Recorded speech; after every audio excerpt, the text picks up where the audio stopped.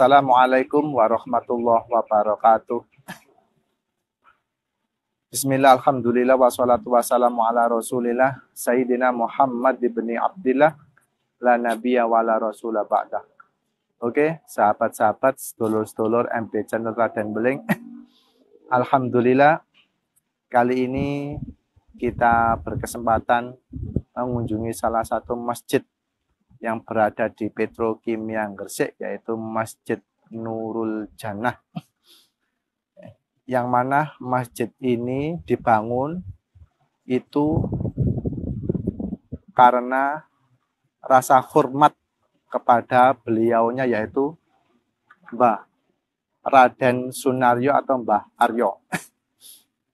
Jadi di depan atau di samping Masjid Nurul Jannah ini terdapat salah satu makam waliullah, yaitu Mbah Sunaryo atau Mbah Aryo.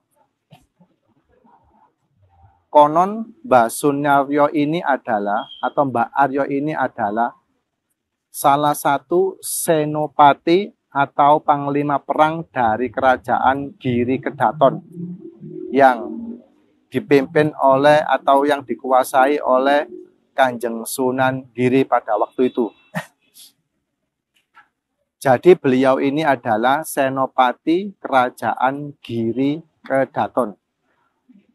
Mbah Sunaryo ini, sahabat-sahabatku, sedulur-sedulurku MB Channel Raden Beling yang sangat saya banggakan. Beliau ini adalah keturunan dari Madura. Nah, kalau dilihat dari silsilah di belakang saya ini, beliau ini adalah silsilahnya itu atau keturunan daripada Madura, yang mana bapaknya atau orang tuanya atau ayahnya itu bernama Banyak Wedi, yang mana beliau ini adalah sebagai Adipati Gresik pada waktu itu.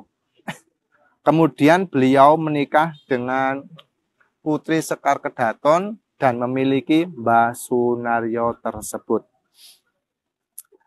Ketika Mbah Sunaryo atau Mbah Aryo sudah beranjak dewasa atau sudah besar, beliau diangkat menjadi senopati Giri Kedaton oleh Kanjeng Sunan Giri. Alkisah, Mbah Aryo, beliau wafat atau beliau sedo sebagai syuhada.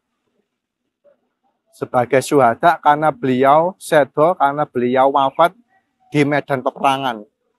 Jadi waktu itu kerajaan Giri Kedaton, insya Allah kalau sesuai dengan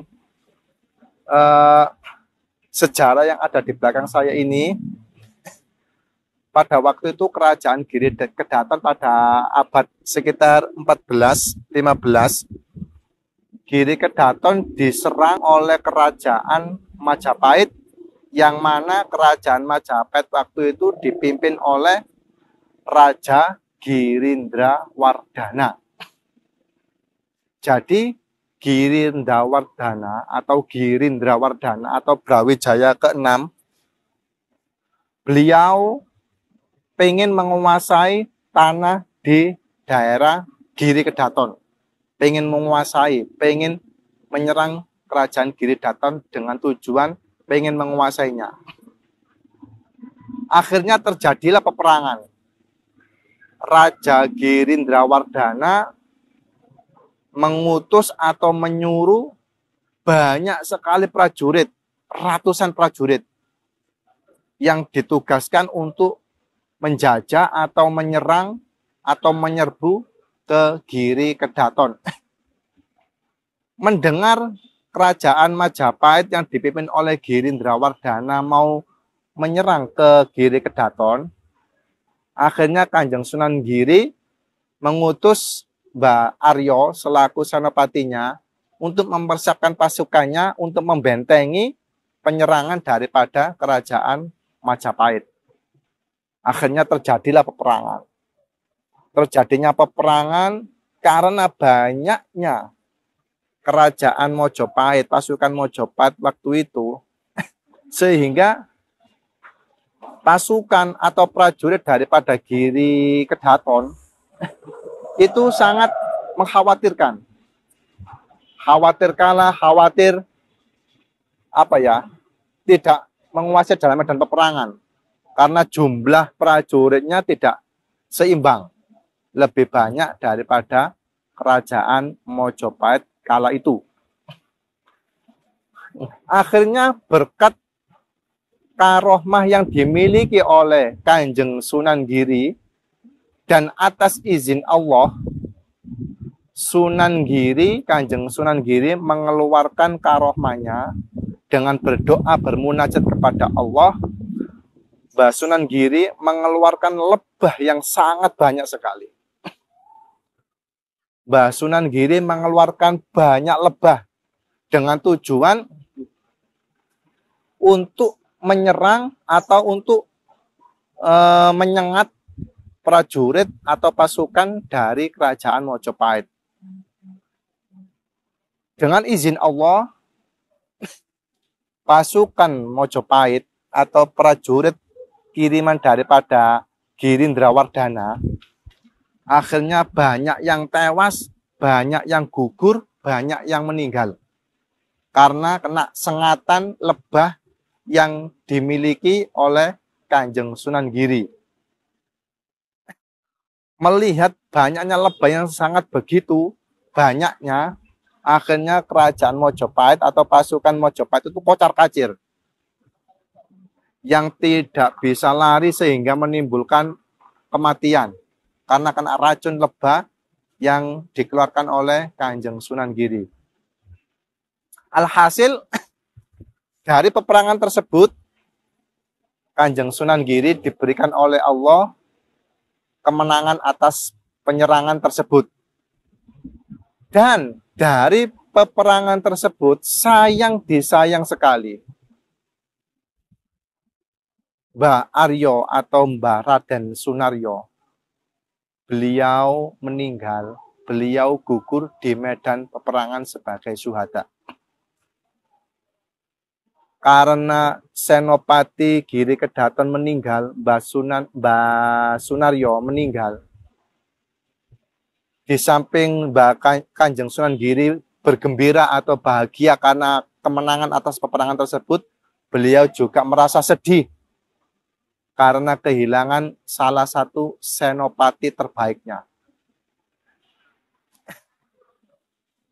Tetapi ada hal yang sangat mengherankan ketika Mbah Sunaryo meninggal, ketika Mbah Sunaryo wafat, ketika Mbah Sunaryo gugur di medan peperangan. Jasad beliau, jasad Mbah Raden Sunaryo, itu dengan kuasa Allah diambil oleh kuda kesayangannya, kuda putih kesayangan Mbah Sunan Aryo. Jadi ketika jasadnya sudah wafat, tergeletak di tanah, dengan kuasa Allah, kuda putih kesayangan Mbah Aryo itu menghampirinya dan mengangkat, dinaikkan ke punggung kudanya, dinaikkan di punggungnya, punggung kuda tersebut. Akhirnya dibawa lari dan ditaruh di sini. Yang mana kalau sesuai tulisan di belakang saya ini, di sini dulu itu tempat tinggalnya Mbah Aryo atau Mbah Sunaryo. Akhirnya dimakamkan di sini oleh kuda tersebut. Nah,